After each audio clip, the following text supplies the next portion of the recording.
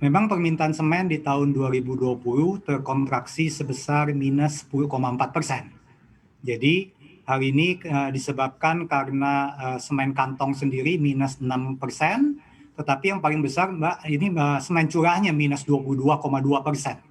Jadi kelihatannya memang di dalam segi infrastruktur dan juga bangunan-bangunan besar, bangunan-bangunan komersial. Nah ini masalah yang terbesar di tahun 2020 yang baru saja kita lewati karena pandemi. Banyak proyek yang ditunda dan banyak proyek yang tidak dijalankan, dan sebagian dana infrastruktur seperti kita tahu di-shifted ke bagian industri kesehatan tentunya, di mana yang paling penting di dalam waktu-waktu pandemi ini. Iya, sehingga ini sangat memukul ya Pak untuk semen kantong. Pak Christian, yang kami ingin ketahui, kita tahu demand-nya ini terkontraksi, tapi untuk kapasitas produksi di INTP sendiri seperti apa Pak?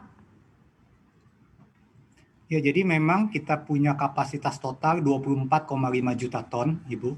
Nah, jadi di dalam 24,5 juta ton ini kita punya utilisasi sekitar 60 sampai 65% saat ini yang terpakai secara rata-rata. Tetapi kalau di waktu di tahun kemarin ini bersyukurnya sejak bulan Juli sampai Desember utilisasi kita sebenarnya meningkat sekitar 70-an%. Karena permintaan meningkat lagi setelah PSBB dilonggarkan sedikit, dan juga kelihatannya demand, tadi saya sudah mengatakan, demand di kantong sebenarnya nggak gitu banyak terkena kontraksi karena cuma sekitar minus 6%. Dan bagi Indosemen, bagi semen 3 roda, semen kantong kita sangat kuat. Kita hanya sekitar minus 2-3% sebenarnya di tahun Masih 2020. cukup Tetapi kita resilient ya banyak Pak? terkena di pihak semen curahnya.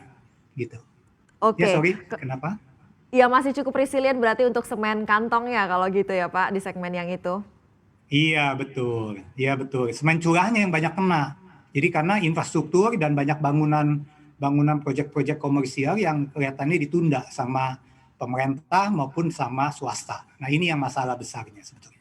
Iya Pak, ada gap kan kalau begitu di antara kapasitas produksi dengan demand yang melemah terutama untuk semen curah tadi. Seperti apa Pak strategi dari perusahaan sendiri? Apakah akan mencoba meningkatkan serapan di pasar ekspor? Ya memang betul sekali. Jadi yang kita lakukan adalah kita menjalankan produk-produk atau lini-lini produksi yang sangat efisien. Jadi dalam arti pabrik-pabrik besar kita seperti P14 ya, nomor 14 yang paling akhir, yang punya 10.000 ton per day, kemudian juga ada P9, P10, P11, P12. Nah ini ada 5 pabrik yang menjadi backbone kita, ditambah dengan beberapa pabrik yang lain dari 13 pabrik yang kita punya. Nah, tentunya strategi Indosemen adalah kita fokus ke home market kita. Jadi ke market yang lebih dekat dengan pabrik. Karena dengan semen itu semakin jauh kita jual, akan semakin mahal ongkos transportasinya. Nah, itu yang kita lakukan strategi Indosemen, dan juga di tahun 2020 ini waktu ada kontraksi tentunya kita mengencangkan ikat pinggang. Dalam arti kita potong biaya-biaya tetap, dan kita benar-benar melakukan, kalau salah dengan CNBC saya sudah pernah katakan waktu yang lampau di interview, kita bahkan memotong voluntary top management dan sampai ke senior manager selama 3 bulan, kita potong gaji sekitar 10-20%, ini semua voluntary, jadi bukan ketetapan dari pemerintah, tetapi justru tenaga kerja kita, blue collar kita yang di pabrik, kita nggak potong apa-apa, bahkan THR pun kita masih kasih dengan penuh.